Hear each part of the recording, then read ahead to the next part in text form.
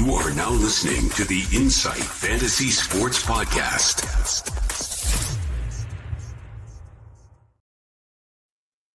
Welcome all and welcome in. We are back. It's the Insight NFL Podcast. I'm your host, Mullin, joined by Secko and Mav. Super pumped up because it is Wednesday. It's our weekly trade show. Here to just talk some shop with the boys. Absolutely love this one. This is through a SuperCoach lens. It is the 29th of October, and we are days away from week 9 kicking off. So super pumped here, guys. Secko, how are you feeling? I know you've been battling a little bit of illness, but surely some trade talk makes you feel a bit better. Yeah, 100%. I've been last week it was Mav. Like, it's been sort of one of us on rotation for a few weeks now. But the kids got better a couple of days ago, so I'm on the way out. I'm not going to cop it again. Just a bit run down, as you get after a long day. But trade talk will get me pumped up. There's a special someone I haven't had a chance to speak much about who just got some very good news yesterday.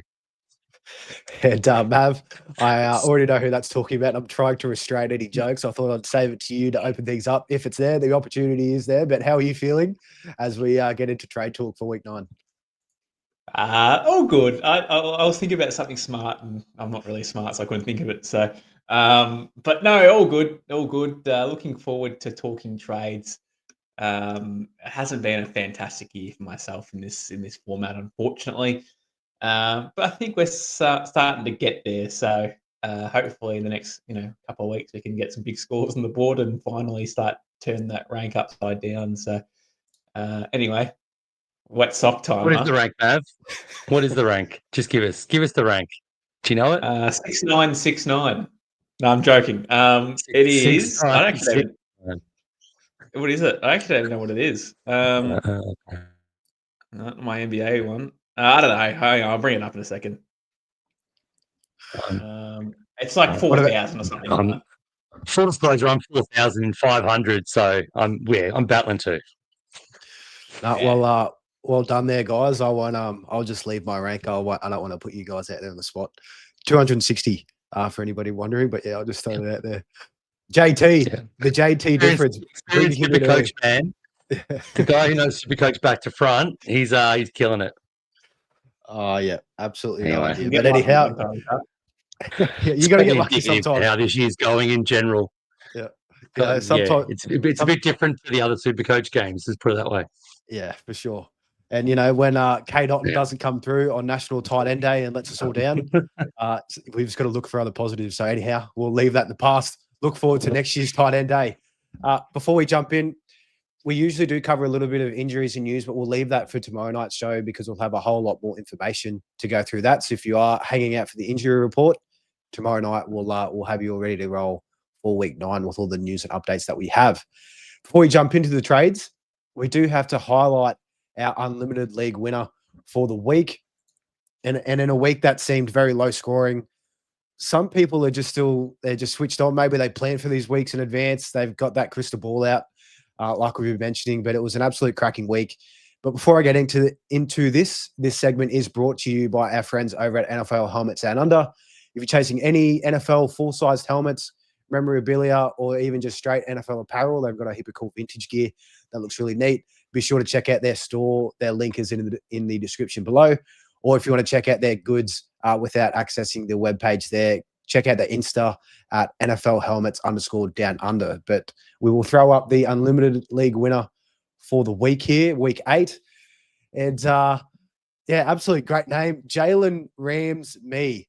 Thanks for this one, Kurt. If you are listening, please get in touch. But putting up a whopping 581 in an all-around down week for a lot of guys out there. I know our WhatsApp group, everybody was kind of scratching their heads and stressing out about what was going to be a good pass score this week. But yeah, old Kurt has just absolutely produced the goods. I will talk through the team here before we start to get into some discussion.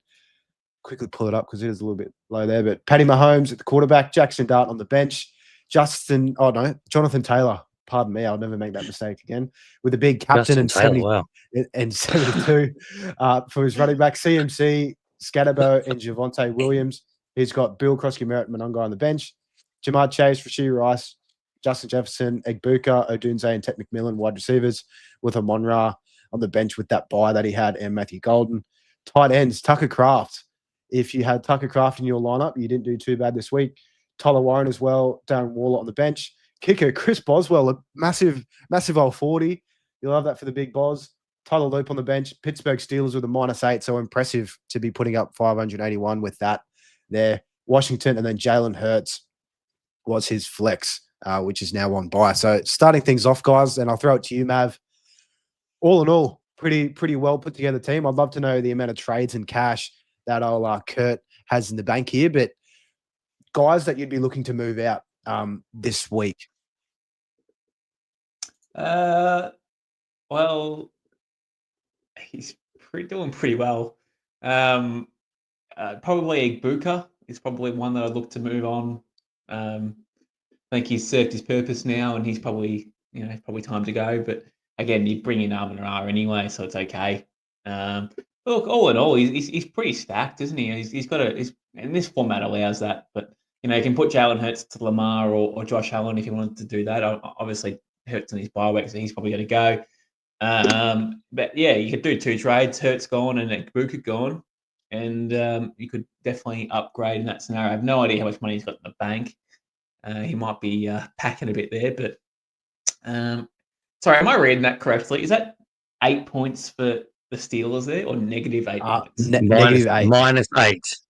He would have got many more with a decent defense. 581 points, and he got negative out of his defense. You had 600 with the Washington team in there. I don't know. Well, I guess I guess when you have Jonathan Taylor and as captain, that might do it.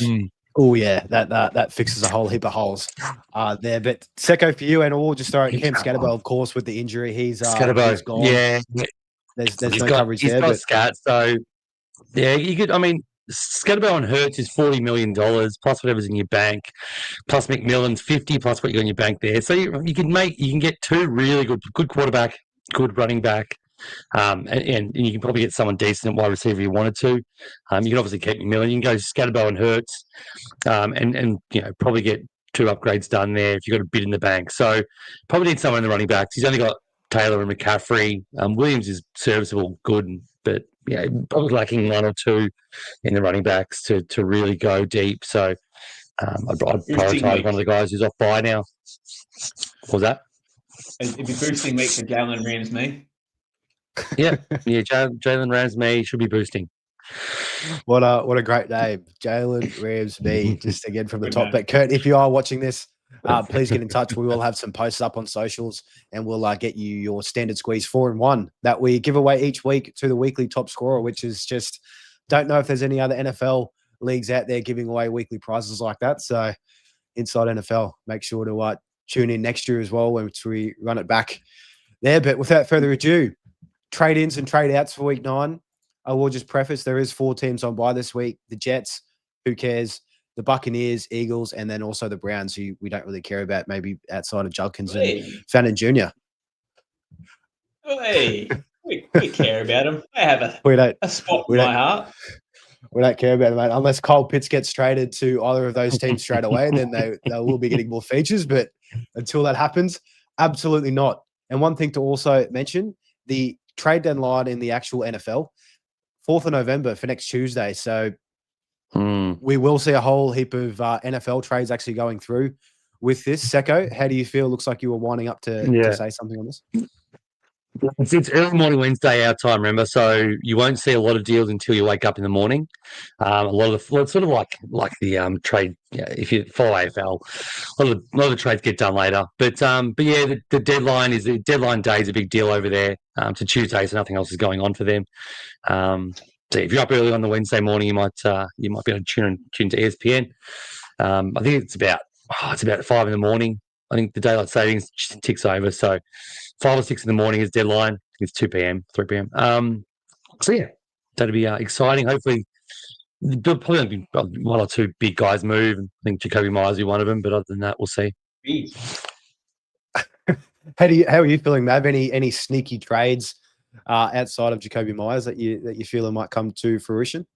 Mate, I thought we were talking big trades, and we mentioned Jacoby Myers in the same sentence. Unless we're talking about height. That's it. But seriously, there's nothing really. There's no big trades, mate. There's no big trades happening. there's not any big trades in the works. There's nothing really been rumoured. I mean, Rashid Shaheed's another one that's been rumoured, and same with any Saints player really has been in those rumours. But outside of that, like I don't expect a busy trade. I think you'll see defensive players move on here and there, but again, nothing of real big note, unfortunately. So I love deadline day. I love it in AFL. It gets everyone talking. I love it in NFL. It gets everyone talking. I love it in NBA. It gets everyone talking. But unfortunately, this year in the NFL, I don't think it's going to break any screens or take anyone's fantasy sides to the next level. I think it's just going to be is what it is, and we'll pass it, and no one will say a word about it in next week. Here's to hoping. I hope the Bills can get a nice wide receiver. That's on my wish list. But yeah, at the moment, hopefully, I'm holding out. They need a lot of work on that defensive line too. But there's only really been defensive trades so far. So hopefully, yeah, Wednesday morning that'll be like a second Christmas over here. And also, if you are watching here in Australia, in Queensland, in the sunny states, we get to wake up at 4 a.m. now from next Monday, because that daylight savings for us kicks in, which is just great. You know, we're blessed. We lag behind, but we're finally on board. I saw a WhatsApp message from Silvertop Hurley. Some of you guys may know him. Another insight expert for AFL, and he was pumped to change to 2 a.m. in the West. He was pumped for that. So it's a pretty low bar. I'll take our 5 a.m. It's almost a normal wake up when 2 a.m. is a good result. That's a sleep in. Crazy. You guys are blessed. Absolutely handed everything down there. But anyhow, trade outs, guys. For week 9, we do have a couple of big ones, and starting off at quarterback, we will go through position by position, and we usually want to kind of touch on the guys with the highest roster percentage, but we might have a couple little sneaky pods later on with our trade ins. But trade out, starting off with quarterback, and one that was off my team this week, Jalen Hurts, just over 24 million, just over 10% owned. I think he top score for himself last week with 50. Yeah, for no, he had a 58, so second highest score for him. 34 break even when he comes back, but he is on bye. So in my eyes, thank you for your service, Jalen. You've done well getting us up to this point. Now it's time to bring in one of the guys like Lamar or Josh Allen off the bye weeks back in. That's a nice, easy move to make. But Secko, quarterback trade outs that you're making this week. Yeah, Hurts is one of them. I've seen a lot of people sort of suggesting keeping him because he's doing really well. And I thought, you're sort of taking a week, and as I sort of said, there's 4 or 5 guys I think you can comfortably say are doing well as a minimum. So, but Hurts is going to go. It was always a plan to trade him out at his bye, knowing that I'd get either Lamar or Allen back the week before. So, other than him, Jackson Dart. It may sound a little bit wrong, it may sound controversial, but and he's still with a negative break even. But if you can get him to the wet sock himself, who we'll talk about later on, no doubt, with a $13 million profit from that, you're probably going to find that if JJ McCarthy, aka Wet Sock, plays, he's going to make more money than Jackson Dart does with his break even, unless something goes wrong. So law of averages are you're not going to lose out financially from there, and unless you're starting Dart, there's probably not much of a benefit in having him. Because the way I see it, JJ McCarthy is a season long bench filler only and bye week replacement if you need to do that, which I'm not going to want to. So, but yeah, Jackson Dart, he's done amazingly well. He's made like $12.5 million, more than we could have ever hoped for. I'm worried about his best mate gone. He might get a little bit sad. He still hasn't got any weapons. I still don't know how he's scoring as well as he is, to be honest. I thought the bubble would have burst a few weeks ago, but he keeps getting in there. He did score in the 30s, though. I can definitely see another score in the 30s or even high 20s into this week. Just it's bound to sort of go poorly eventually. So I think, Dart can go, free up some money elsewhere. And yeah, it's not going to hurt you, I don't think, too much if you're going to a certain someone. I'll tell you what, I can't wait to listen back to this show and just count how many times wet sock has been mentioned. We're not even 15 minutes in. I think we're already over 5. But Mav, the master of the wet sock himself, with quarterbacks, is there any other guys that you're really looking to bring in here? I know we've got a couple names here on our list, but the roster percentage is fairly low. So how do you feel on those guys? And then do you have anyone else that you're looking to trade out? Well, the trade out, it's a hard one. I mean, Jalen Hurts is obviously the biggest one for the week. There's other guys there. I mean, you can almost I think Jackson Dart at this point probably made his money. I'm just going to quickly check what his break even is. Top of my head, I just don't have it. It's -5. So you probably will make some money out of that. But at the same time, when do you cash out on him? Do you cash out now, or do you cash out in a couple of weeks' time when they've got their buy? There's never really a perfect way to do it. I mean, $16 million, you can get him down to wet sock, for example, and you make $12 million there, who's also on the bubble too. So it's one of those ones where, do you do it now, or do you wait? And if you wait, then you're going to lose that value that you might get elsewhere, and you might get maximum dollars in that trade if you do it now, despite the negative break even. But yeah, outside of that, there's not really a hell of a lot out there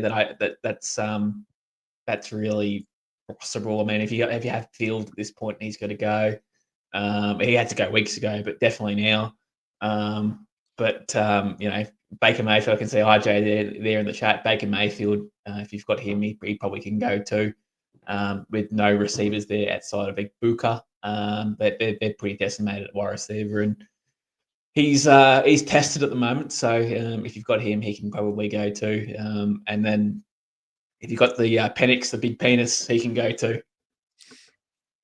There you go. Yeah, and surprisingly, over 6%, just over 2,000 managers do have Michael Penix Jr. there. So yeah, that is surprising. Like, his break even it's 18, but still he's had a couple of weeks at 10, and that, I don't know, I've just lost faith in the Falcons. They just look gross. But yeah, no more of that Penix talk. Running backs here, we'll jump straight in, and of course the one that has to go, and it is a sad move, but Cam Scatterbo, just under 16.5 million. That compound fracture in his ankle that we mentioned at the start of the week, he's done for the year. So cash out now. There's plenty of cash. We can bring in someone decent off that. If you've got a cool 11 mil in the bank, you could make that swap to JT, but not a lot of us have that luxury at the moment. But Secko, for you, key running backs that you think are a must trade out this week?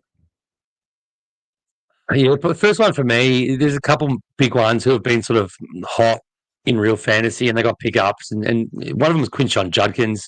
He was a massive pickup about, I'm going to say a month ago now, maybe, when he's just had those back-to-back big weeks. He had a massive 3 touchdowns last week, and then all the week before, and then last week he unfortunately got that AC joint sprain, it seems, or to be diagnosed, I think, but it's a shoulder injury. They are on the bye as well, so you're missing this week regardless. You might miss him for more. I think, at his $12 million price, he can get you somewhere off that, especially if you go in that really popular down trade. You can use Judkins to get to one of the top 5 running backs. The other one is Bill Krosky. I've still got some hopes for him in real life fantasy. His format, you've really got time to wait and find out. He's down to 8.65 million. It's sort of getting a bit. It's almost, you don't get rid of him now. He lost 1.7 last week. You don't do it now, you're probably going to have to hold him. He's getting to that sort of critical low where you get nothing from him other than sort of sidewaying to someone else. So they're probably my 2 big ones this week. Yeah, and Bill Krosky, Seattle and Detroit the next couple of weeks. It's definitely not going to get better for him with those tough matchups, and especially if Jaden Daniels misses any more time, because they look absolutely horrid without him. But Mav, for you, I know we touched on Javonte Williams last week, and we've got him here again. He actually lost you money this week. He's lost you just under 500K. He's got a 17 break even, but the buy is next week. So is this just the absolute perfect timing to get rid of him if you are still holding Williams at this point? It's a good question. I think you wait one more week, personally. I think the matchup he's got against the Cardinals is pretty juicy, might I add. I actually don't mind the matchup. I'm not going to predict that he's going to have big numbers, or he's not going to have 50 points or anything like that. I'm not going to say that at all. He'll make you some money. His break even's only, 14 or 17, whatever it is. So he will make you money, I reckon. But again, that's probably as far as it goes. He might score like 35 points, something like that, and then has the bye next week, and then he'll be heavily mentioned next week to be gone, upgraded. What is he? He'll be over $16 million after next week. So it's a good pathway to any other premium running back outside of Jonathan Taylor. You still need to find an extra 11 million to get Jonathan Taylor at that point, but yeah, outside of Jonathan Taylor, he's a great pathway to any other premium running back available. They're at very similar prices. You might not have to spend $1 million or something to get a significant upgrade. So, yeah, I think hold for one more personally. Yeah, especially this time of the year, you do want to be kind of, if you are running low on those trades, we're having a chat about that pre-show. But yeah, just one to monitor. But Javonte Williams, I see same light as Jalen Hurts. He's done his job. He's made you $7 million in the process. You're pretty happy if you picked him up early on. A name here that we have, Amarion Hampton. We've been knocking this one on the head for the last couple of weeks, but his roster percentage is still over 30%. I'd imagine a lot of people have him just sitting on the bench, maybe aren't as active anymore with SuperCoach. Maybe they've uninstalled the app like Mav did many weeks ago. But yeah, he's got a zero break even, and with many months, he is still on IR, and it is still projecting that he will miss longer than that time. They do have a bye in week 12, so week 13 is probably optimal at this point if he does need a little bit more of a break. The other name here, purely based on the percent, Isaiah Pacheco, 6.8% rostered, just over 8 mil. He's got a 10 break even. It's great on paper, but he's now week to week with that MCL sprain that he took a big hit. And I wasn't too sure about how I thought about it. And then he was up running on the sidelines, all amped up. But yeah, no, the scans come back, and it is that sprain. And Kareem Hunt just keeps taking the touchdowns here for fun with the Chiefs. So one to move off if you do have him there. Wide receivers, and I'll throw to you, Secko. Who's the number one guy you're looking to move out in this position this week? There's a couple of guys, and it's the rookie time. It's weird. It's fantasies a sort of time in real life, in traditional fantasy, where you jump on some of the rookies and they generally take off the midway point. In this format, though, if they're any good, we've had them for a while. They've made their money. So, Terrell McMillan's one. He still has a 12 break even. He could easily do that, make some more money. He actually looked all right with Andy Dalton. But Andy Dalton's only good thing was throwing towards Tet. It seems the rest of the time he was absolutely rubbish, which is a good thing for him. But they're facing Buffalo. It's not the easiest test, and if it gets you to an Amon-Ra, JSN, Puka, he's 10 mil. So yeah, if that with the money again. I'll keep saying it. The dart money comes in handy because it allows you to get some of these lower priced guys who've made good cash but not monumental amounts of cash.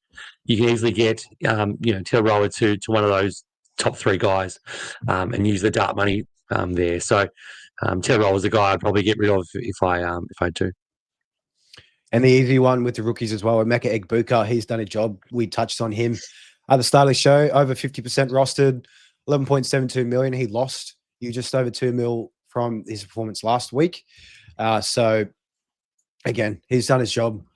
Thank you, Egbuka, for your service. But in traditional fantasy, I mean, the sky's the limit for him at the rest of the season when he comes back on bye. But Mav, wide receivers for you that you're looking to move this week? I know we spoke about Javonte, and I'm going to mention the Cowboys here, but George Pickens probably has to go now. If we're talking about buy for Javonte, he's going to make you money to get to the buy, versus George Pickens actually going to be losing money to get you to the buy. He's got a break even of 57, I think it is, top of my head. And he lost money last week. So although the matchup isn't too bad against the Cardinals, like there's opportunity here for him to make some points, or score some points, should I say. But what's the limit now with CD Lamb and Ferguson obviously being focal points of the offense with Pickens? I mean, is that going to be like a 30? Is that going to be a 25? Or does he have a big monster game and score 60?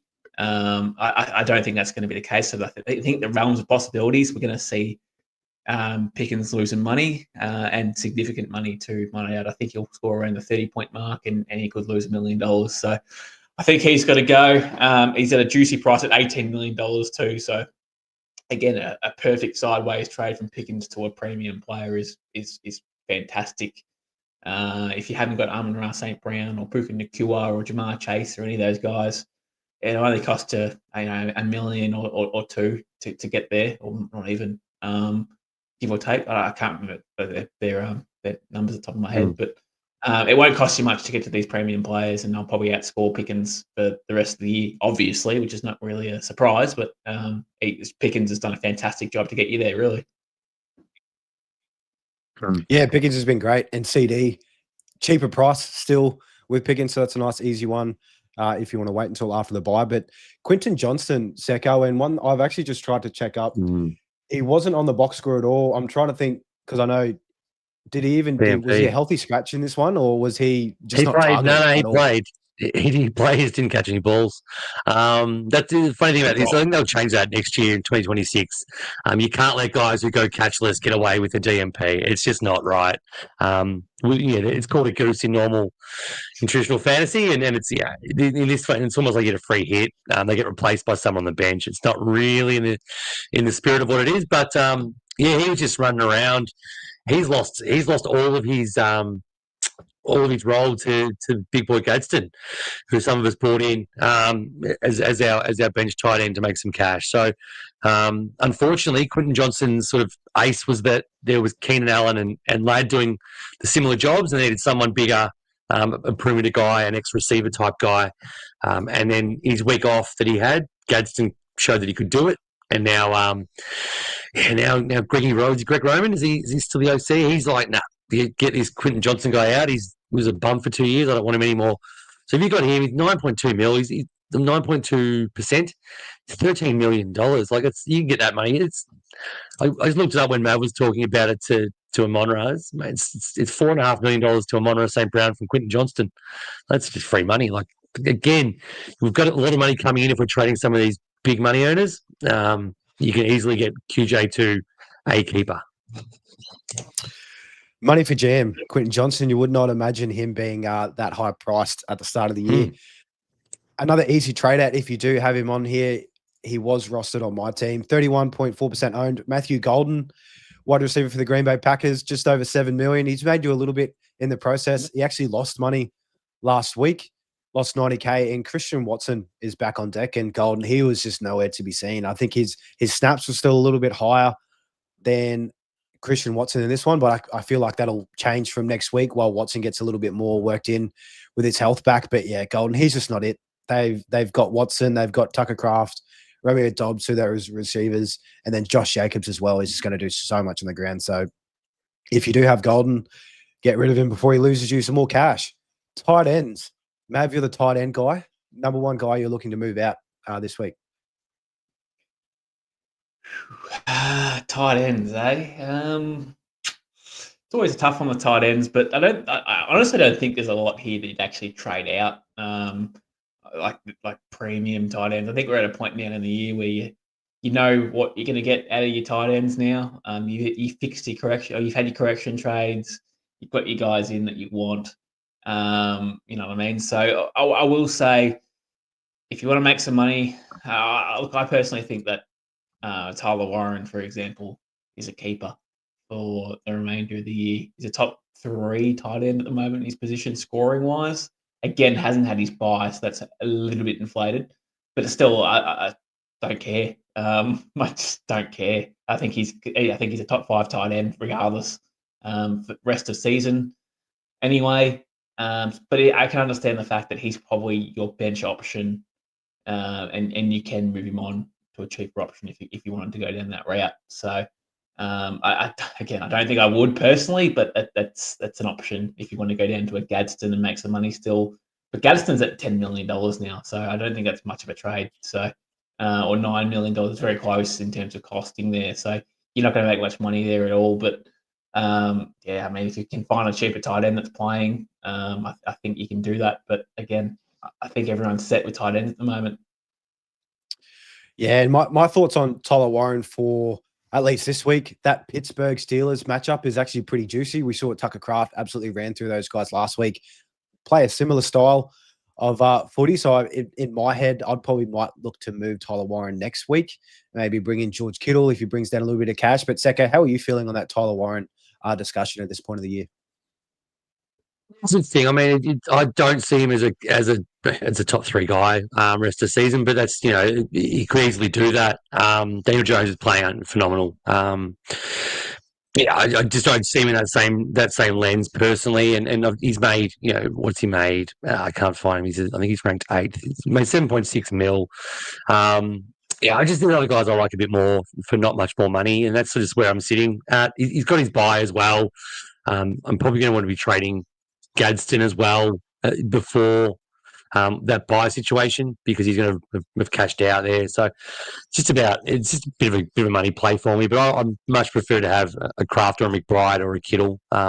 Kittle's a bit expensive, but I already had him. But Kraft for less than $1 million, it seems like a good buy to me, because I think I can trust him to be a rest of the year top 2 or 3 guy. Just don't have one in that same realm. It's just me, and I'm probably a bit different than most, but definitely still capable. I'm with Mav on that one. And Secko, throwing it back to you, we've got Jake Ferguson here. He's made a whole heap of cash. He's made you 8 mil. He actually he had a DNP last week as well. He did play, just didn't get a catch, which was very surprising after the absolute tear that he's been on, which was just very surprised by that national tight end day as well. I just couldn't believe that whatsoever. But he's got a 20 break even. They've got the bye coming up next week. Is he someone that you'd be looking to move out, or they do have the Cardinals this week? Their defense is okay. It's kind of that middling order, but are you looking to kind of hold him to get you through the bye and then move off, or what's your process there on Jake Ferg? He's a hard move off, because he's been phenomenal outside of 1 week, which didn't count. But Lamb's back in there. Dak had a bad game. He won't have too many of those. He's played amazing, but we do know Dak does tend to have little runs of some bad periods. So I think the bye could come at a good time. I just think in this game, we've got the trades, we've got the money.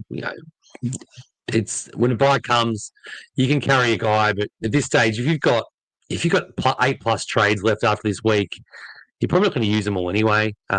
It's good to have them, I suppose, but if you feel like you want to, you can move Ferguson for 14 mil. I'm guessing his break even's still low, because he's what is his break even? Help me out. 20? Yeah, he'll probably get close to that again. So I mean, he won't lose any money. You can move him next week or this week if you want someone that you can sort of trust long. He's had a lot of touchdowns. I just don't believe they stick all year for players like Jake Ferguson. It's just me. I might be a bit biased, but he's not in that same realm as the top sort of, not even in the same realm as Tyler Warren, in my opinion, but he's performing above that. So, again, capable, tradable, whatever fits your sort of profile for what you want. And the last tight end here to quickly mention, TJ Hawkinson, he's just under 5% owned. He lost you $370K from his performance last week. Get rid of him. Wet Socky's back in, so we don't have the Wentz experience. So, yeah, make sure to get him out. Kickers, I'll just absolutely fly through these, and also defenses, because we do not need to spend much time at all. Joey Sly for the Titans, if you still have him, he lost you $730K, 37 break even, and they have their buy coming up. So a nice 11 million. You can make some nice moves. Jake Elliott for the Eagles, they're on buy this week, 2.5% and just over 7 million. Chase McLaughlin for the Bucks, 11.84 mil. He's on buy, but again, if you do have some coverage on your bench, just slot him in. He's going to be good for you rest of season there for the Bucks. Defenses, some big letdowns. I think the Vikings, they should go. They've lost you 2 million, and that will probably continue over the next couple of weeks. They have Detroit and also Baltimore with a healthy Lamar back on deck. Massive 40 break even, and they're still 8 million, so you can get some cash back there. And also the Steelers, after their -8 performance last week, they've got a 50 break even, also lost 2 million, and they've got Indy, the Chargers, and the Bengals, their next 3. So it's not going to get any better for those guys. But the trade-ins, the part that we care the most about here, Secko, you can kick things off. Quarterback trade-ins for week 9.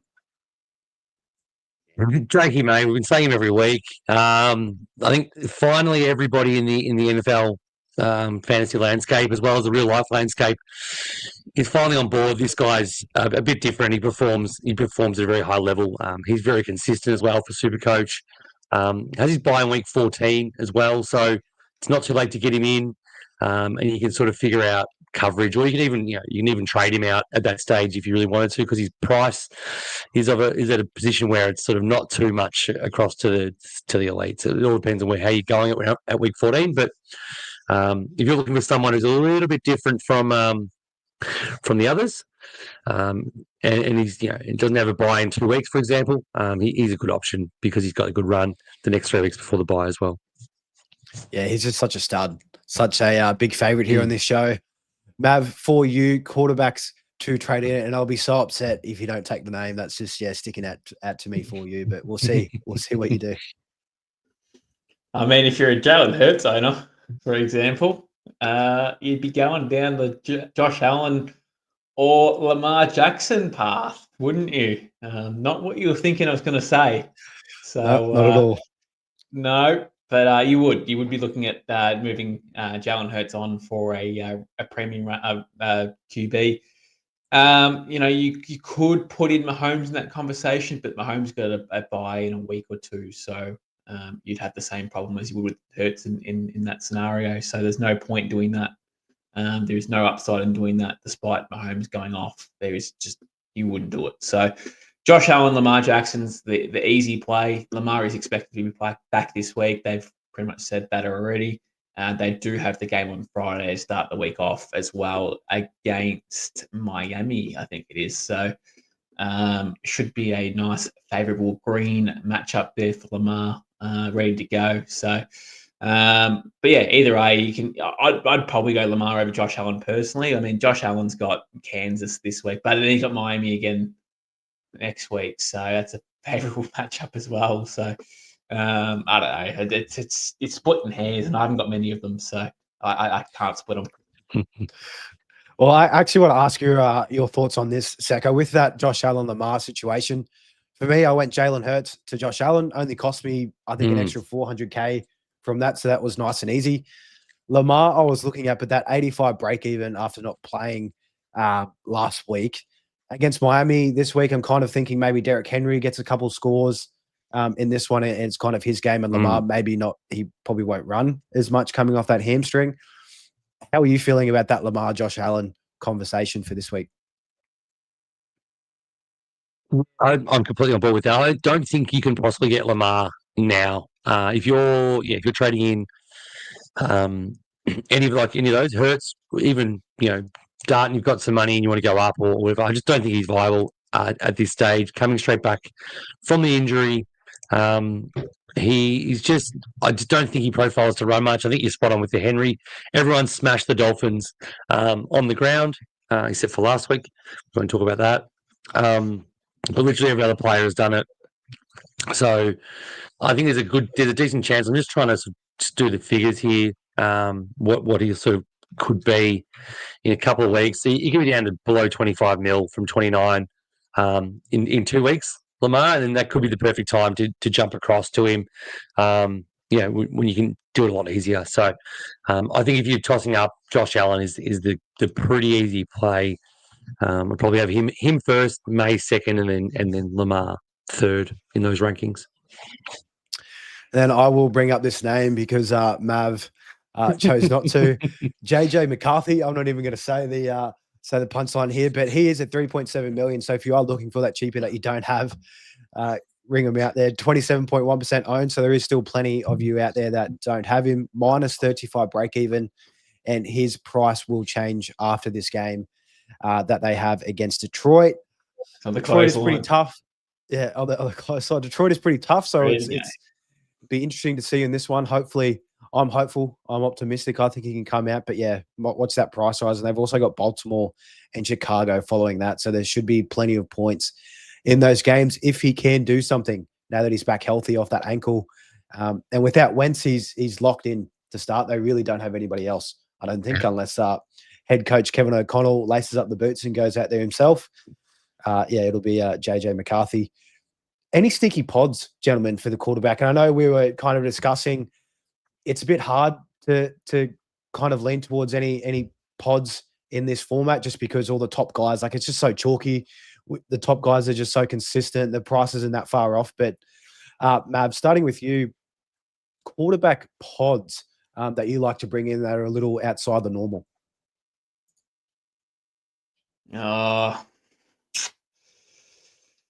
Look, if you wanted to you'd be looking for a guy who's obviously played, he had his bye already. That's obviously one thing that you want to bring in first and foremost, just to make that very, very clear. So guys like Dak at this point, you wouldn't want to bring in, despite him being playing all right. He hasn't had his bye yet, so don't bring him in. You got Jaden Daniels, who's very up and down and never really healthy either, so don't bring him in. And I think he's got a bye coming up anyway, so no point bringing him in. But then there's guys like Matthew Stafford, who continues to go about his work, right? He's going to have Puka Nacua back this week.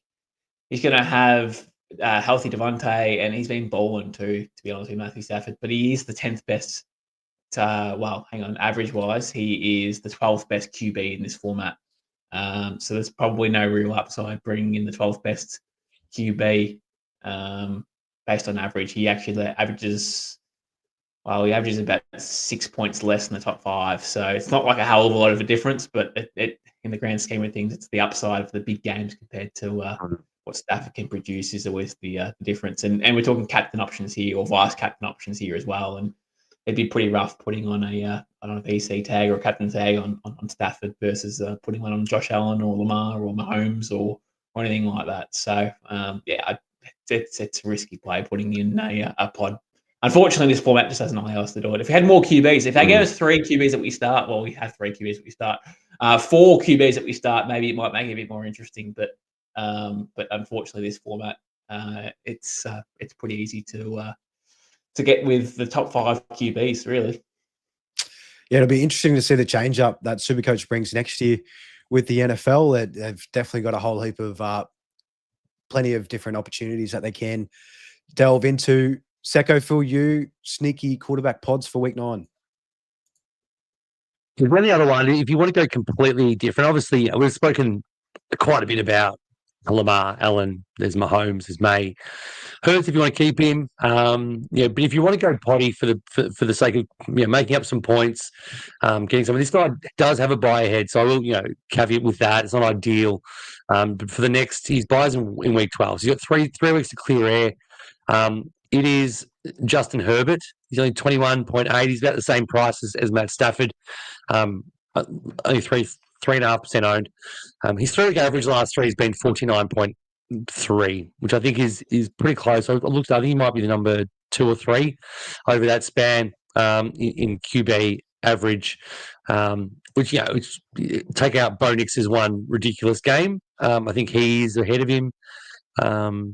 I can't find it now. There's Mahomes, Nix, and May. If you take out Bo Nix's sort of outlier game where he had 70, I think he had 78 or something, he wouldn't be factoring in there. And then Herbert's only just behind May. He's definitely in form. He's definitely well ahead of Hurts for the last 3. Well ahead of Josh Allen, who's actually down number 14, believe it or not. So if you want to go a bit potty, he could be a guy. Obviously, 3-week play, you can reassess, see how you go. You can trade him then onto someone else or choose to hold him with who you got. But he's a bit of a pod feel. And if you're a Madison Beer fan, you could be supporting that with bringing in Herbert there for those out there. So much hotter than Taylor Swift has ever been. So good on him. Yeah. Not even close, that one. Running backs. And from the top, we'll throw the elephant in the room there. Jonathan Taylor, he still has his bye to come, but at 27.4 million, he made you just under 2 million this week after going ballistic. If you don't own him by now, is it just a hard fade? Like, how are you? Like, Mav, what are you kind of looking at with this one? And then I'll throw it to you, Secko, as well before we move on. Well, mate, he's currently at $27.4 million, and he's got a really low break even. Well, you know what I mean by that. He's got, I think it's like under 20 break even anyway. So he's probably going to get that too. So he's going to make another $1 million, give or take, and he's going to go to $28 million, which could be the highest paid player or priced player, should I say, in SuperCoach at the moment. So that is crazy stuff that a running back has got to that feat. So unfortunately, that's just too expensive, despite him absolutely balling out. He's averaging 50 points a game, and I think that is number 1 actually in any player out there at the moment. I'm pretty sure it is. If it's not, no, it is. It is. It definitely is. So no, I think at this point we can't. He's going to come down really hard though. He's going to have one bad game eventually. and it's going to come down really, really hard and quickly. So that break even will go to about 150 at one point, maybe not 150, but maybe 3 digits at one point, and he might lose $3 million, and maybe then we can jump on him. But at this point in time, I think we just have to just let him go and do his thing for a bit and wait till he gets back down to earth. But I also think he's due for an injury too. There's no way he can keep sustaining this level of play. He's unbelievable, mate. No. Yeah, don't you dare put that out there. That unbelievable, mate. No. And I own him in a lot of spots too, so I hope I don't see that. But you know, it's what he's doing at the moment is incredible. So you know, the touchdowns, he's nearly got more than Saquon had last year, and we're midway through the year, and we know how good Saquon was. So well, let's hope he doesn't get injured. But you know, Jonathan Taylor's not the healthiest bloke ever to grace the earth either. So let's hope that he stays injury free. And Secko, from you, hopefully not throwing any injury concerns out there, but JT's situation for you. And I hate to bring this up. I know you don't have him at the moment. So, like, how are you from your lens? Not gonna have him. How are you playing that out? I'm not getting him. Happy to hard fade. Just under no circumstance. He could lose $8 million. I'm just going to stick to my guns and say he's gone past me. I can't believe Mav just cursed him because I've got him in a couple important spots. I can't afford to lose him because I haven't got the five running backs stockpile that Mav has in every league that he's in. I've already lost 2 to IR. So anyway, in SuperCoach, it's really hard. He's averaging 5.3 per game over the last 3 weeks, more than anyone. Like that's 6 points more than anyone in the entire. That's Mahomes, who's 3 ahead of the next person. Who's Bo Nix, who had an outlier game. It's phenomenal. He's scoring. He's had 3 touchdowns in 3 last 4 weeks. It cannot continue. There's no world that this guy is going to score above 40 average from here on. It's impossible. He can't score 40 plus an average from here. So getting him, you are only going to go. You're going to be disappointed. It sounds really dumb, but I honestly think the difference between him and Bijan, Gibbs, McCaffrey. McCaffrey has a bye as well. Bijan, Gibbs, and maybe Jacobs if he's fit is not that much because they've all had their buys. So you're losing a week of Taylor. If you trade to him now to lose a week over 8 weeks, he's going to have to score this. He's going to have to score 54 every week the rest of the season to justify it. So I just don't see why you can get him at 27.4 million. And you might, if you don't have him yet, you might be able to wait until after his bye because I do have the Pittsburgh Steelers this week. That defense can only stop the run. And then Atlanta Falcons, they've been okay against the run too. So his price, it could be a couple of soft spots for him before he goes and buy. But then Kansas City, Houston, and Jacksonville and Seattle for the next 4 weeks after the bye, they're all pretty tough. But JT, I think he can keep doing it. But in turn with premiums at the position, if you don't have CMC at this point in time, he still does have the week 14 bye coming in. I still think it's worth it just to bring him in. 23.5 million, 4 million less than JT. That's a lot more serviceable at that point. He's going to be a locked-in top 4 running back rest of season. Had a down week. 49ers just looked horrid, and that offense is only going to keep improving with Purdy and the rest of the receivers getting back on deck. Same thing for Bijan Robinson. He's past the bye. 22.92 million, just under 50%.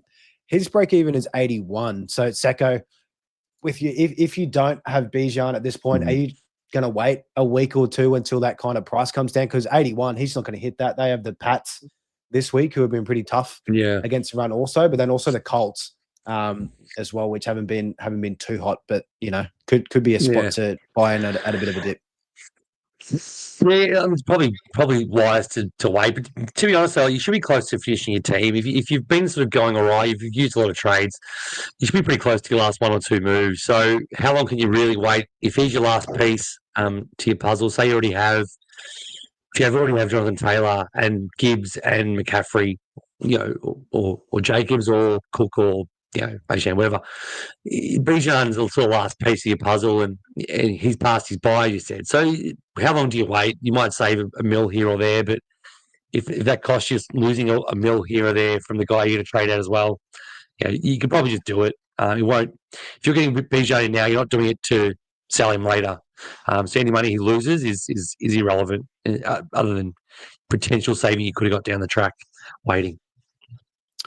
Yeah, and then that kind of goes into Josh Jacobs. He did have a bit of a down week, saved by that touchdown that he had, but he's dealing with a calf strain at the moment. I feel like they were kind of limiting his touches, and also against the tough Steelers defense there.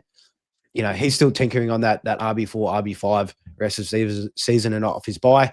If you needed to bring someone in that's just come off their bye, Jahmyr Gibbs, that's a smash, easy one, 25 break even, just over 20 million as well. So if you don't have that cash to go to either of those others, he's a nice, easy one. Derrick Henry, Mav, he's had a massive fall from grace. I just want to see how much cash he has lost since the start. So he's lost just over 8 million since the start of the season. He's at a cool 14.23, break even of 14, and they've got Miami and also Minnesota the next 2 weeks. And Miami, we know what they are besides the Bijan game, and Minnesota got absolutely carved by Vidal. So how are you feeling with Derrick Henry as a potential option to bring in at a lower cost?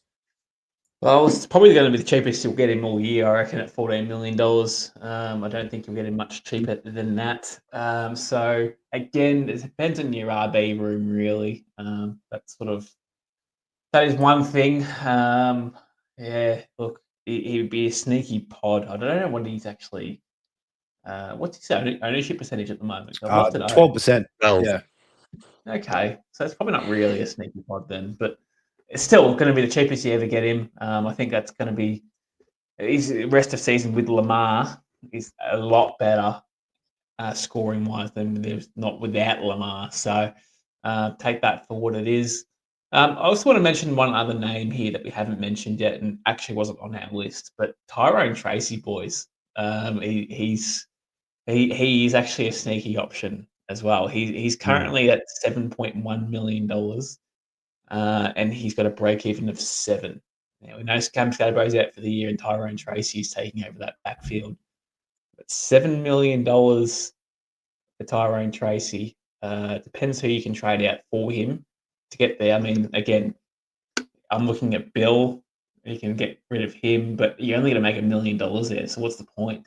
But again, it's one of those things, I suppose, where you trade Tracy in, but then, like, he's got a week 14 bye. Is that when you jump off him? But you have enough trades until you get there. You know what I mean? Like, there's a lot of factors in. You're trading him in, trade him out in a couple of weeks or a few weeks as such. So you're burning 2 trades there and then. So that is one to consider if you've got the trades in your hand and you want to make some money down the line. Tyrone Tracy wouldn't be a bad one to bring in. $7 million at break even of 7. I think he's going to make money. And are you worried at all at Devin Singletary? Like, I know waivers ran this afternoon, and so many people were blowing fab on Singletary. So yeah, I just wanted to see from you. Likewise for me, I think he's no hope. And, it's just one of those things. I think if you got the trades in your hand, I think you'd do it. So it's an interesting one. Just don't mind it. And Secko, a couple of sneaky pods. You've thrown a couple of options here. So you've got 2. How are you feeling about these 2 guys? Well, so first one's Zonovan Bam Knight. It's a little bit in the realm of Tracy, but he won't have the kick all year. The thing about him is he's past his bye. He's got the Cowboys match up. Their profiles are pretty good this week. And the news on Trey Benson, who he pretty much came in for, or eventually came in for, who's on IR, is he's not looking like he's going to be back as soon as he's available, which is week 10, so after this week. His original diagnosis was a 6-week injury, and it's been 4 weeks, this week. So he might be a couple more weeks away. So you might get sort of 3 or 4 weeks at Bam, and just see what happens. He's at 5.37. So again, if it's a downgrade you need from a failed pick like Bill, or Quinton's not a failed pick, but if he's out for a couple of weeks, you can go down him, save some money there, and go up elsewhere. The other one's Jalen Warren. If you really want a pod, we're talking like super pod here, like this is, really want to get spicy. He's 11.3 mil. He's average is at 23.3, which is pretty solid. for his price. But the last 2 weeks, they've had a real shift in the way he's been used. He's performing well. He didn't quite get in the end zone last week. A bit of a weird one on prime time, but he's had 76% of the rushing back charges last 2 weeks. So that's bell cow work. Get a bell cow guy for 11 mil. If you're going Quinchon down to him, it saves some money. Again, pass his buy. You can do a lot worse than Jalen Warren for a pod.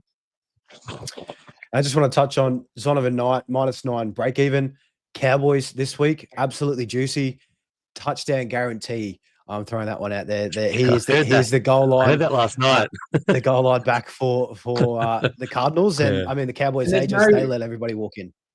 And there's no competition there as well. I mean, Michael Carter's now been elevated. Well, I think he's still on waivers technically. That could be elevated to the practice squad because I think there's some guarantees in the contract. If they held him longer than 4 or 5 weeks, they have to pay him a certain amount. I don't know the whole jits and jazz of the whole contract situation these days with that sort of stuff. It probably goes deep into that, but you might need lawyers to get involved in that sort of stuff. But yeah, like there's no competition for Bam Knight. So again, as Secko said, it is only a 3-week play, maybe a 4-week play, give or take, because Benson will be back. But again, you've got some matchups coming up where he's going to make you some coins. So not a bad downgrade, sneaky pod option there as well. Wide receivers. So we've got a couple of guys here with the buys to come. I'll run through CD Lamb. He is just super underpriced still at the moment, 16.85 million, under 18% owned, 32 break even. Does have the buy next week, so you might be shooting yourself in the foot bringing him now. You just wait another week after that. But they've got, Las Vegas, Philly. They've got a couple of nice games of the run home. Rashee Rice is probably the hot name that everybody's will be wondering for this week. He will have the price rise as well, so this will be the last chance to bring him in before that goes up. 11 break even, just under 16.8 million and under 8% owned. So Secko, how are you playing the Rashee Rice game? Because I believe the Chiefs have the bye in week 12. That's me purely just taking a stab at it, but 10 is it? It's next week. 10. Yeah, there you go. So yeah, how does that he'll play this week. He'll go up, and then he'll be on a buy. So you'll just get that one price rise. I bought him in. I couldn't be happier. He's just like he's like Puka. Don't get. He's not as good as Puka, but he's just got such a flaw that he's never going to shit the bed for you. Like he'll just rock into the game with. You might as well just say he's got 5 for 58 before he starts. Anything else is sort of bonus. And he's probably going to score more often than not. So they needed him so badly, that Kansas City team, and it shows. 2 weeks in, first week he was limited snaps compared to what he could, and he still just did it easy. They manufactured touches for him.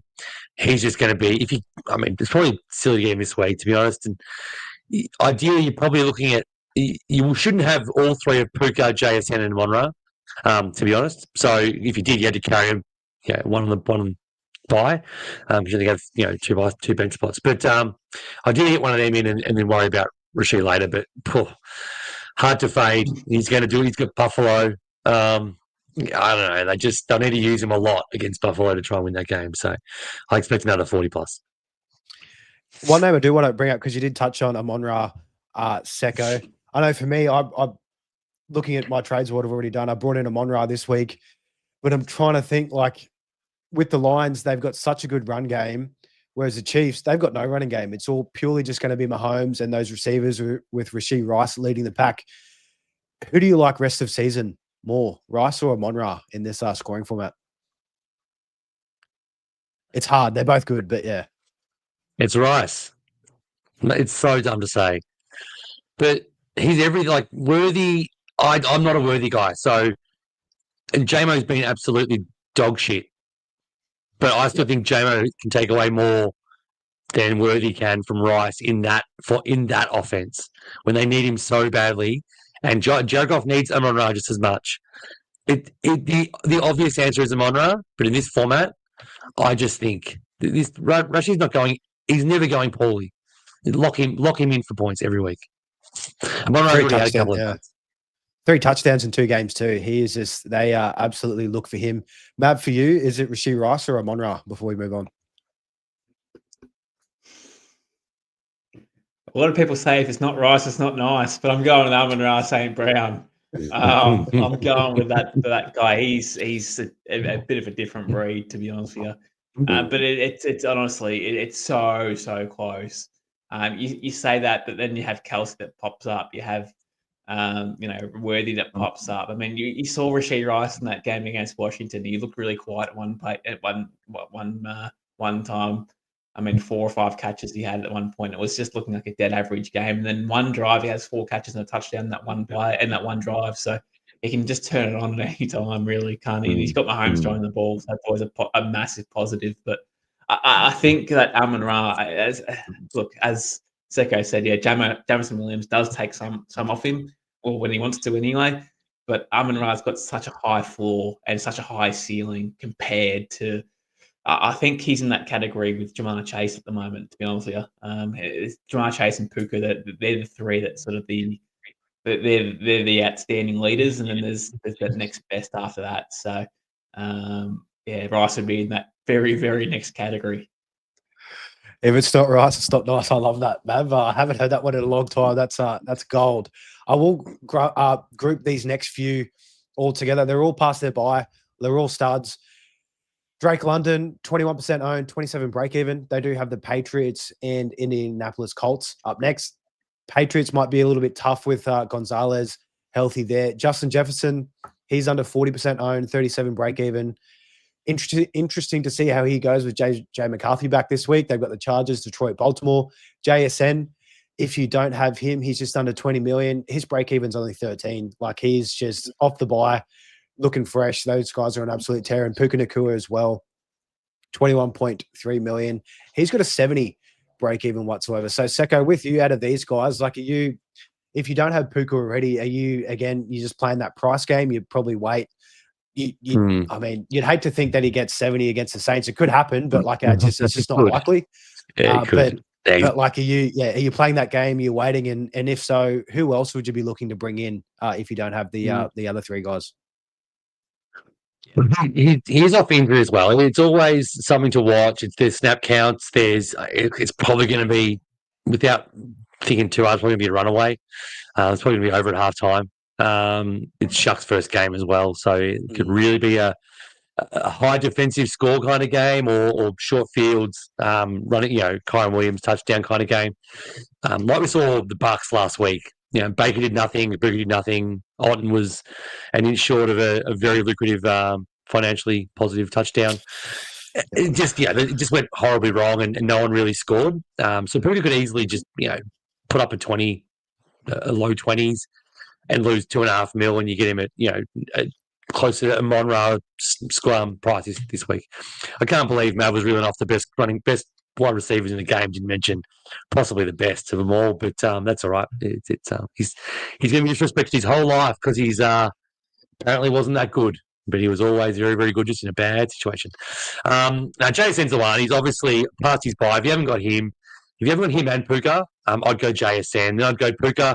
Then I'd go Justin Jefferson, then I'd go Drake London last of those 4. I just don't know what's happening. Penix is just not, he's too hot and cold. I think JJ will be all right. But yeah, JSN is just next level in this format as well. He's averaging 47 last 3. He gets a lot of catches, and that's for this format. Catches are good points. He doesn't hate the end zone at the moment as well, and he's also the yards leader in the whole league. So yards also get a lot of points. I'll put him in that category, mate. My apologies. I forgot JSN existed. But yes, I'd agree. He's in that category. But that still puts Rice down to that next best, which is fine. It does. Number 5. Number 5 is fine. JSN is definitely in there, though. Yeah. If you do have a choice out of these guys, Drake London, I think, has to be the last on that list. Yeah, like you mentioned, Secko, there's just too many question marks with that team. Couple little sneaky pod options, gentlemen, and Mav. Anything cheeky from your end? I know you've always got a nice little deep dive that comes out of nowhere when it comes to a pod. So wide receivers, if you want to move away from the chalk for this week. God, there's not really a lot of pods in this game that I actually really like in for SuperCoach anyway. I mean, look, you can put in You can put in Jordan Addison in that category. He's probably been playing better than Justin Jefferson has been over the last few weeks, which is crazy to say, but he actually probably has been. But again, we've got a QB change here that we don't know what is the go. Mate, to be honest with you, I've got a pod here for you. He's been balling. He's got his bye coming up, though, in a few weeks. Very much similar to Jonathan Taylor, but Michael Pittman, if you want a pod, is not an awful one, in my opinion. He's currently sitting as the wide receiver 7 in this format. But unfortunately, it goes down to the wide receiver 15 if we're talking about on average. So, very much similar to Jordan Addison. Addison's only, their average per game is almost the same. It's 0.5 of a point difference. So, we're splitting hairs again when we talk about these guys, but Michael Pittman looks like he's the wide receiver 1 again of this team, and a firm grip of being a top receiver in the or top 12 receiver, should I say, in this competition. The guys he's got around him though, Michael Pittman's Adunze, Ibuka, Addison, so Garrett Wilson of Devontae. So he's probably in that category, and he's splitting hairs again. I keep saying that, but you are splitting hairs when you compare him to all those guys. So if you wanted to put a pod there, then I think Michael Pittman at $12 million isn't awful. And Secko, before getting your guys, I will throw out Chimere DK. I believe that is how you say his name, for the Tennessee Titans. If you're wondering who that is, he's a very cheap downgrade option, only $6 million, minus 22 break even. And yeah, he's been great since head coach Brian Callahan has been sent out the back door. And I think Calvin Ridley, he's still kind of coming back from injury as well, and he's looked like he's missed a step. But DK, yeah, he's been looking good, and just under a 20 average over the last few weeks too for him. So if you do need to downgrade, he's a good option there. But Secko, is there any other guys that you want to mention in this segment before we go to tight ends? The real quick one is Troy Franklin. He's 8.2 mil. So DK was a good one. It's if you need to go down.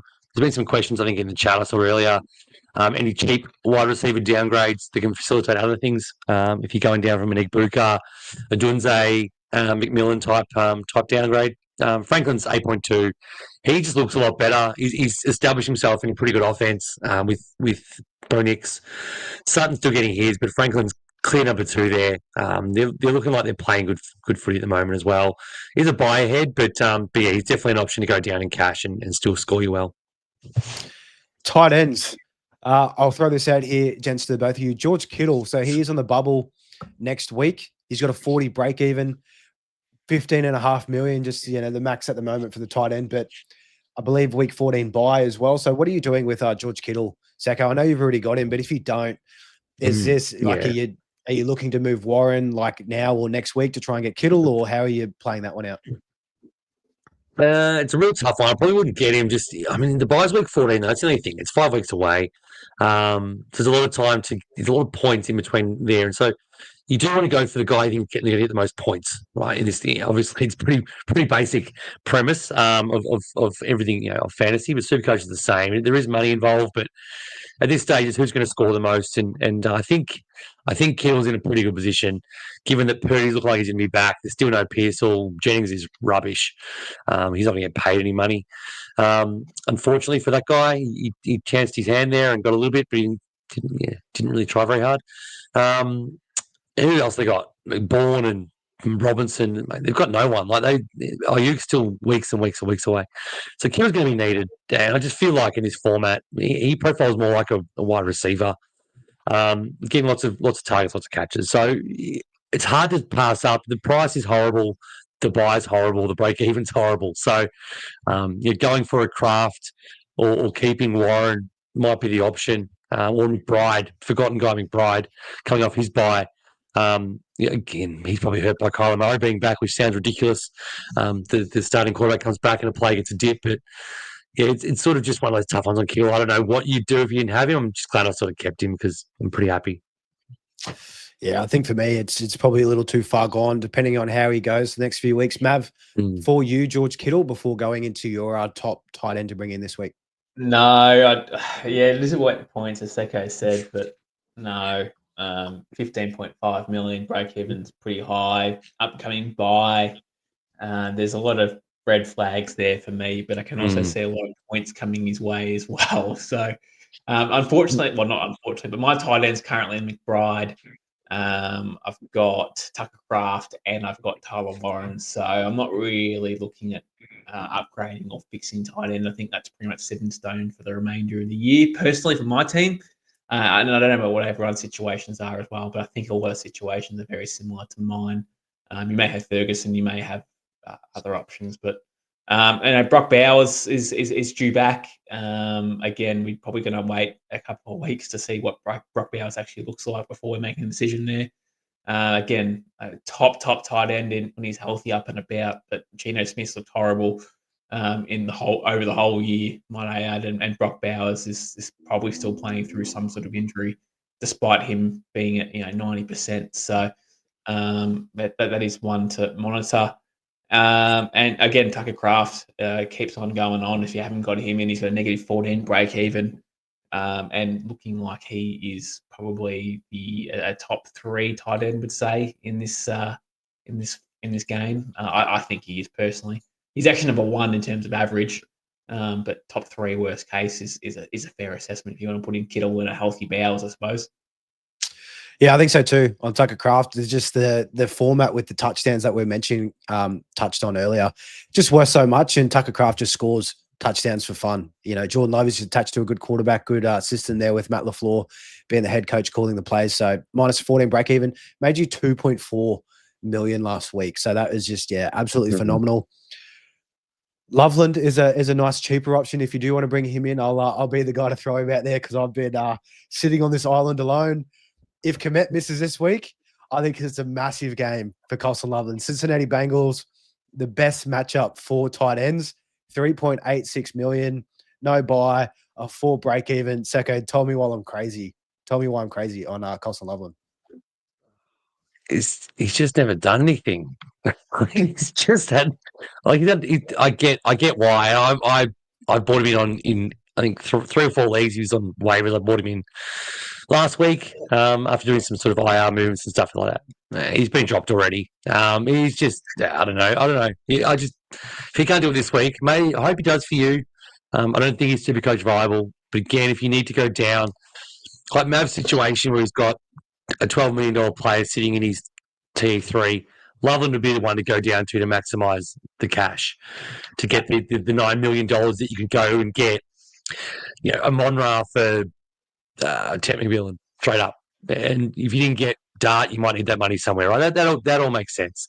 He's a viable guy. He's going to be in the team. He could get a bump, but last week was perfect. There was no Luther Burden as well. There was no commit. He just had every chance. He still got up with 10 and shit himself again. So he's had 32 total points in this format. Like, he's played 5 games. Come on. It's worse than your Pitts call. Hey, he's cheap, and I'll be back this segment next week. All right. See you next week. Game, All right. We'll see how we go there. But enough on tight ends. We won't go into any pods for those guys. That's enough tight end talk. Kickers, we will skim through these quickly. Borogalis for the Patriots. If you haven't got him, he's just under 8 mil. He's got a 2 break even, week 14 buy, so it ticks a lot of boxes there if you do want to go cheaper. But past the buy, Boswell for the Steelers, 12 million. He made 1.3 this week with his massive 40. He's got a 10 break even, no buy. Good one there. And also Fairbairn, the same names that we had on our list from last week. You don't want to trade in a kicker like Aubrey or Dicker at this point with the buys just around the corner. Wait until, kind of that happens. If you're rolling with Loop or Badgley or any of those cheaper kickers, just kind of wait, hold on, save some trades, play that format. And in terms of defenses as well, did mention the Ravens last week. I know for me, I wanted to wait until Lamar's back on deck. I did bring them in this week because 3.6 million, rock bottom, 2 break even. They've got Miami. I do think there will be a few points in this game, but then Minnesota with JJ McCarthy and how he's looked, and then the Cleveland Browns and the New York Jets. I think they're going to make so much cash, and that team is only getting healthier now that they're off the bye. But again, we touch on with defenses all the time. You don't really want to be burning trades as much, but if you had the Vikings or the Steelers, they are some pretty nice, easy moves to make. That's our trade talks for we've hit you with some trade outs, some trade ins for week 9. definitely a lot of options there. I know I'll be heading on after this to tinker with my trades, but we will get into some questions now. Thanks heaps for everybody throwing in comments in the chat. We absolutely do love it. We will keep this limited to only trade dilemma questions for SuperCoach for tonight's show, so we can get this thing through. But as always, if you are watching on YouTube, smash that like button, hit subscribe, ring that bell. You'll get notified when we are dropping shows each week. 6 shows a week we're throwing out there at the moment, and we will stick to multiple as the season progresses for the NFL. But we really appreciate it. Any other comments as well, if you are watching on YouTube, please throw them in. We will get to them as well before the week kicks off. Up to the comments. Let's go here. We've got IJ straight in from the top before we even went live. Love to see this. Thanks for this one, IJ. Evening, lads. Mayfield, Judkins to Darton Cooks. Thoughts? Also thinking Mahomes, vice captain, into JT. Thoughts? I'll leave this one for you, Secko. Mayfield and Judkins are really too high trade outs. I thought we told IJ to trade Mayfield out last week, so he obviously doesn't listen, but that's all right. That's all right, IJ. Maybe this week. Yeah, you're trading in Dart at $16.67 million for 1 week. No. Go to Wet Sock. If you've already got him, look elsewhere. Cook's a good pod. We didn't really bring him up. He's definitely in the pod territory, but I wouldn't be trading Dart in. I just think that he's about to top out. So look elsewhere. Yeah, and you have CNC. Go for yourself, RJ. I wish I had either of those players to use as my C's or C's. But, Yeah, that's a luxury. And looking at it here, if you are moving Mayfield, you could easily bring in Josh Allen instead of Jackson Dart if you are looking for a premium in that spot. Just thinking of your team there. This one here, I'll quickly answer. Scatterbo to JT, if you've got the cash. Again, it is a hard one because JT is just at his max price. He's got his buy it to come, a couple of tough running up matchups. Mav, for you, I know you don't want to bring in JT, but who's the number one option you'd bring in? And name off a couple of guys just in case Clay's already got them in his squad. Mate, every time I hear Jonathan Taylor's name, it just gives me like a warm, fuzzy feeling inside, doesn't it? It's just because of how did I miss that one? But no, look, I mean, if you've got the cash to do Scatterbrain to Taylor, sure. If you want to secure the number one running back, sure. Again, you're paying a premium price, but that's okay.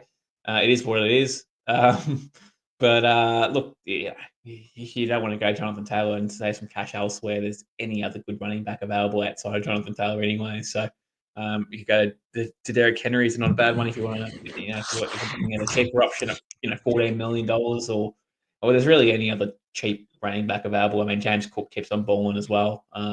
He's not a bad option and again post buy as well. So he's currently seen as the 4th best running back in terms of average per game. So if you haven't got McCaffrey, Bijan, James Cook, Jahmyr Gibbs, just pick one of those guys. They're all good. Yeah, you've got plenty of options there with Scatterbo on the way out. From Charles, thanks for throwing this one in. Always love to see the double Brisbane logo from you. I will always bring these ones up. Bringing in Rice for McMillan. Love it, but I need to free up cash. So I'm dropping Genty for one of these guys, Tracy Jr., RJ Harvey, Vidal, or someone under, let's say, 9.5 mil instead of 950. So, Secko, what do you think about Tracy Jr., Harvey, and Vidal, or is there someone else that you'd prefer? Is it Bam Knight? Is it, what are you kind of thinking with this one? I think Mav's Tracy shout earlier was a good one because he's there the whole year, and I'm not worried about Devin Singletary either. None of us are. So we saw how good Scatterbo was at scoring. I think Tracy does pretty much everything that Scatterbo does, just not as recklessly for his own safety. And he's not going to headbutt walls or anything stupid like that. But he showed plenty last year. He was a really good player. Unfortunately, they traded a guy who showed a lot as well, and he didn't get the opportunity. But now he does. So yeah, Tyrone Tracy is a great downgrade. Genty to Tracy to get Rice up from McMillan is some great trades, Charles. And one here from Scorched Earth. Any cash cows at wide receiver to trade a Dunze to make some cash? And I know what we had here, DK was probably the cheapest, 6.1 million. Troy Franklin, 8.2. But Mav, is there any other ones that you'd want to bring in? I know I threw out Malik Washington last week. Does he get you going at all, or is there another name that you've got for Scorched? There's not really any there's not really any wide receivers there that are really like cheap that going to make you a lot of cash. Top of my head, unless Secco's got one here on the top of his tongue. How about Christian Watson, 8.7? Just a bit of a dart throw. It's not great, but yeah, I mean, Mav's right. There's not much down here. If you filter by under 8.5 or 8.8 mil, I've got it filtered as. There's just a whole bunch of guys who don't deserve to be anywhere near your SuperCoach team. So it is rough to find someone cheap. I think DK is probably a good option off the top that Mull hit us with. Yeah, I'm looking as well. It is hard. You nailed that, Secko. There's a lot of scrubs in that price range that don't deserve to be. One from Luke Wiskowski. Thanks for throwing this in, Luke. Would you do Jacobs and Igbuka to Gibbs and Rice? I'll throw this one back to you again, Secko. So we've got, Mavs a yes. We've got Jacobs, dealing with that injury. And then, Gibbs coming fresh off his bye. So, how are you feeling about that one? You got to upgrade Gibbs. I think Gibbs from Jacobs at the moment, it sucks that sort of those of us that bought Jacobs in, he got injured the week later from a lot of us or 2 weeks later. And he's sort of he's being hampered by it. He's being held back by it. Still scoring okay. So Gibbs is a massive upgrade at this stage from Jacobs. And then you've got Rice and Igbuka both got a bye over the next 2 weeks. So you're really trading away a bye guy this week to play this week. And then he's much better, as we've spoken about, as Mav thinks he's just below the top tier of player there. So it's a clear win on both sides. And you're getting out a bye player this week. So, smash that, Luke. And the last one that we'll have here, just from Ian Johnson, he just wants to know if his RBs are set. So JT, absolutely love that one. CMC, Bijan, and James Cook. So Mav, would you be pretty happy with those rest of the season? I know we've got JT still with the bye, CMC with the bye, so you might have to move some things around there. It depends what he's got on his bench, but I think IJ knows the answer to that one. I think if you look at that team, and you'd be pretty happy with that one. With a lot of movement when you see that Jonathan Taylor pick in your team too. So unfortunately, we're not all that lucky. And I'll throw in the last one here. I think Ian was just kind of throwing up that he's got JT to the both of you guys there. But, the last one he was. The last one here from Alex that we will throw out. Alex, thanks for heaps for watching. I know you're over there in the States, so we absolutely love you tuning in here and seeing these comments. Would you guys consider trading Igbuka for Swift? Desperately trying to fix my RB situation. So I think I'm not too sure if this is a SuperCoach question. It is traditional. So, Secko, how do you feel about that? Answer it. Yeah, I feel like maybe had this question. Or maybe someone brought this up. And I mean, Swift's very polarizing. He has some big games and he can be good. I think Igbuka, you can get a little bit more. I feel like you can get a little bit more out of him. People are still holding on to. Yes, he has a bye. People are still holding on to that. The preseason, the hype, the love. I'm pretty sure he was a my guy. Was he? I think he was DFAB's my guy, maybe. But my guy. Everyone had that sort of vibe. Was you're my guy? Sorry. Yeah. You don't seem to love him very much. That's weird. But you don't talk about him enough. Okay, good. But it sort of seems like he got injured and then he didn't get injured. He played and he played with hamper and didn't do much. And last week was just an absolute shit fight. So everyone's sort of a bit weird about him. But I still think you can get a lot more than Swift for him. Now, obviously, Alex is in a position where he knows what he can get. He knows his league. He knows what's out there. But I'd try and put someone with Igbuka, a lesser guy, to go up the chain a little bit and really capitalise. If you're short of RBs, get someone who's a little bit the next tier up, even if it is, help me out. Jalen Warren's an upgrade for me, but I'm probably different there. I wouldn't do Igbuka to Jalen Warren. I think you could, I know he is on the bye, but if you could easily Josh Jacobs. I think for Igbuka straight up, I think a lot of people would do. In that spot. What about you, Matt? How do you feel about down? I can't think of who's in that next tier between those. Who's I can't think of anyone who's RB 9, 10, 11. You've got Gentry. You've got Gentry, but that's wishful thinking. Derrick Henry. I wouldn't mind Derrick Henry. I think rest of season he should look pretty good. Mav, any names from you in that section down? I'm just trying to pull up some rankings at the moment. Please don't put Josh Jacobs in that same category. You do not put premium running backs in that. It's just not going to happen. It's just not going to happen. No. So you'd be looking at a next step down. And honestly, maybe Bucky Irving. If you're in a good position now, like say you're 6-2, and you can wait a couple of weeks. Max, he's not going to. He'll be back next week after the bye, if not the week after latest. I would go Ibuka to Bucky. You're missing this week anyway. You're only missing one more week to get a massive upgrade there. So try that one. I doubt your league mates are listening because they're probably in America too. Yeah. I love that one there. Some nice comments, but thanks heaps everybody for throwing those in. We really do appreciate it. Again, if you do have any other comments and you're watching this outside of live, please throw them on the YouTube comment section. We'll be sure to get to them before this week kicks off. But if you did miss, we did have last night's waiver show.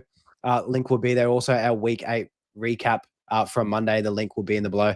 Also, our smaller trade segments. Myself and Mav, we were on that again. This is the third time we've done a plays to buy low and sell high before the week. Nice little bite-sized 20-minute show. So again, depending on how long your morning bowel movements take, it might just be ideal for you. I know Mav, he likes to soak up some time in the morning before he goes. Last but not least, we do have our captain total for SuperCoach dropping first thing in the morning to give you some captain ideas, and also our week 9 primer plus starts of the week will be live tomorrow night. But Mav, anything from you before we sign things out in particular? Not much from me. Not much from me. But trade talk is always a good part of the week. So this, again, I keep saying this, but it is one of my favorite, or is my favorite show of the week. Hopefully we can sort of turn this into maybe a traditional fantasy episode at some point. Just talk trades. I know we do trade, buy low, sell high, and stuff like that. But I wonder if we can turn it into something else for traditional. But it's always good, mate. It's always talk trades and SuperCoach format. It's been fun this year, man. It really has been. I haven't had a great year to date, and that could always change the second half. You can always make up some numbers, but I'm just hoping that the SuperCoach guides out there and the developers can sort of further develop it for next year, and hopefully we can get a more in-depth format going into 2026. Because I think this format has had a big successful year for first year. So, and hope we can keep on going with it. And Secko, for you, I was hoping that Mav would have thrown out one last time, but I'm thinking maybe you. I'll give you the floor. He's not biting. No, it's Wednesday. Tomorrow's when we get all the practice reports out. We'll see who's going to be fit or not fit. See whose ankle is sore or not sore. See who has always had a fine ankle for the last 3 weeks, or who didn't have a fine ankle the last 3 weeks. But no, I'll wake up to some news tomorrow. We'll see if everyone's favourite two-game experienced overhyped, overdrafted quarterback is actually going to be back to absolutely destroy people who decide that he's good enough to put in their flex, which I'm seeing all over social at the moment. Do not put JJ McCarthy in your flex. Just find another way, trade someone out. Just let him sit there and be your backup. But no, I'll leave you with that. Welcome back to our Hang on, world. boys. Hang on, I'm not finished. I'm not finished. I've got something for you guys, just to end us off on a real happy note. Hang on, let me just share my screen. While I've got it, where are we? Having technical, in the back end. No. Here we go. We got him. What's he got? What's he done? There he is. Of course. There he is. Why is there 2 pairs? And they got holes in them. Oh, no. They're dirty. Oh, Anyway, there you have it, guys. Worth it. There we have it. Totally worth it. Thanks, Mav. I think if there is SuperCoach gods out there, JJ McCarthy will put up 50 points against Detroit this week. Absolutely calling it now, getting in early. Won't happen, but there is a chance. But guys, thanks for tuning in. We'll catch you all tomorrow night. Cheers. Goodbye.